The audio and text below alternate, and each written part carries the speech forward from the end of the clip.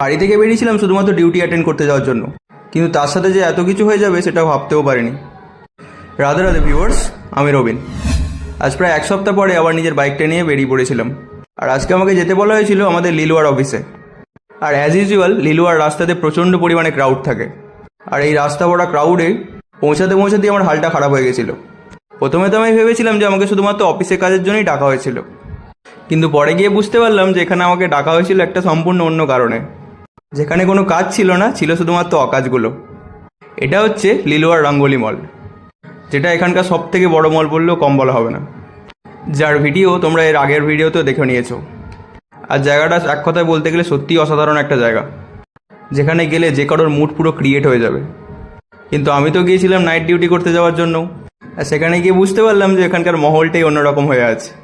আর আমাকে যারা ডেকেছিল তাদের চেহারাগুলো হয়তো নাই বা দেখালাম ভিডিওর মধ্যে।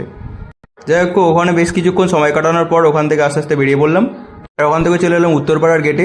আর দেখেও খুব মিস করছিলাম, কারণ এই জায়গা দিয়ে আমি প্রত্যেকদিন কোন্নগর যেতাম। আর তখন প্রায় বাজে রাত্রি 11:30। অবশেষে আমি আমার দাসনগরের অফিসে গিয়ে পৌঁছালাম। আর অ্যাজ ইউজুয়াল কাজের জায়গায় থাকলে যেটা করতে হয়, চোখে ঘুম থাকলেও দায়িত্ব সহকারে কিন্তু নিজের কাজগুলোকে শেষও করতে হয়। যেহেতু এটা একটা নতুন অফিস, ওখান থেকে বেরোতেই প্রায় 2টো বেজে গেছিলো। এইভাবে একটা দিন শেষ হলো। তোমরা প্রত্যেকে খুব ভালো দেখো। আর